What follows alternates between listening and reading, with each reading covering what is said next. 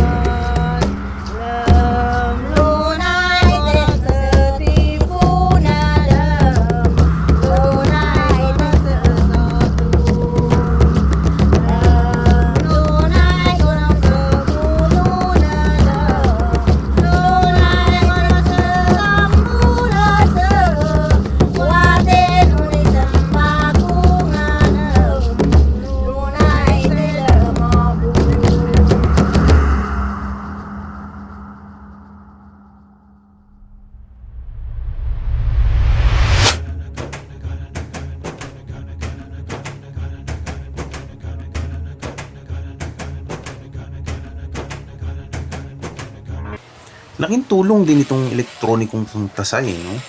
Sulit na sulit.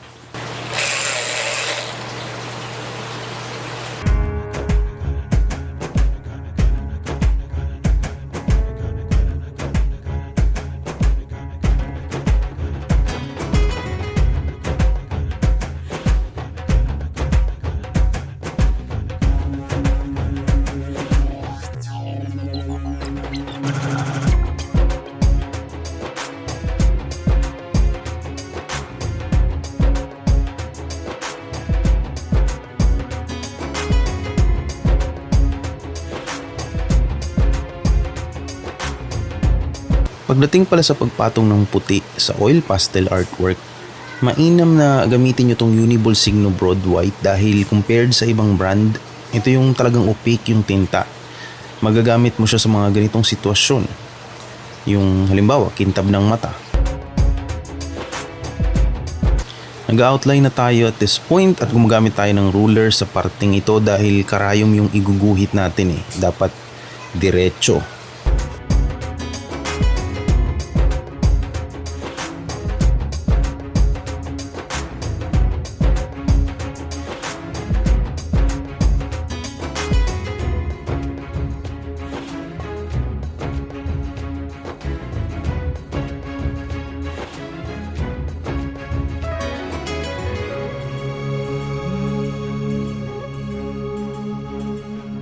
Medyo na mental block ako sa parting ito Alam kong violet ang dapat kong gamitin kasi kombinasyon siya ng red at blue. So naisip ko yung pale vermilion dahil pwede ko siyang i-blend papuntang yellow to white. Diretso na din sa kulay ng vaccine.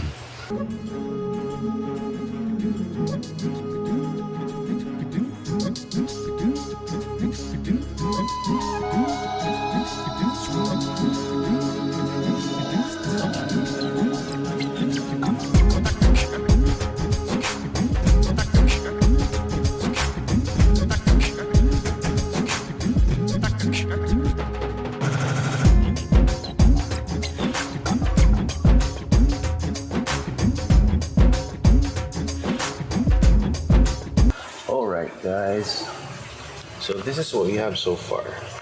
So as you can see on the middle part, it's still not done. Still need to color this part. So this is the whole pandemic situation where we already discovered the vaccine, and the vaccine turns out to be a part of our history, because this part I'll be putting a lot of history icons, a lot of things that happen in our history as it climbs up to become the flag. So that's the whole concept. So the middle part, this is the Bayanihan idea. So we got persons carrying our national house, the Bahay Kubo. So that's it. Let's continue this one later on.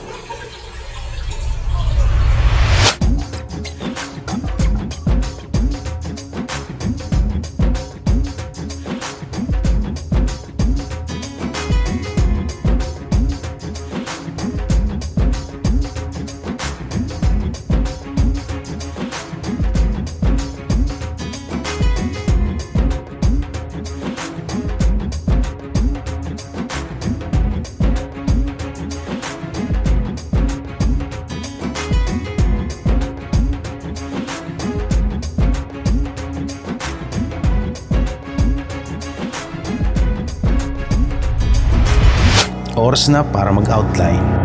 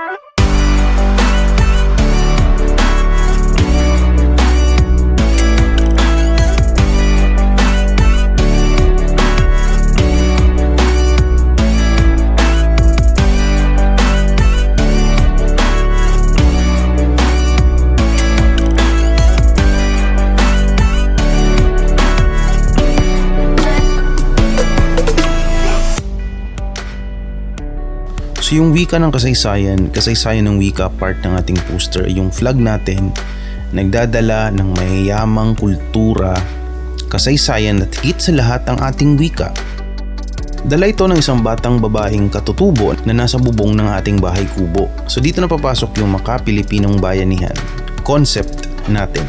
Habang nasa baba yung pagiging matagumpay natin laban sa pandemya, sinasalamin naman ng ating central object, yung pagtutulungan natin bilang isang bansa gamit ang ating mga katutubong wika at mayayamang kasaysayan at kultura.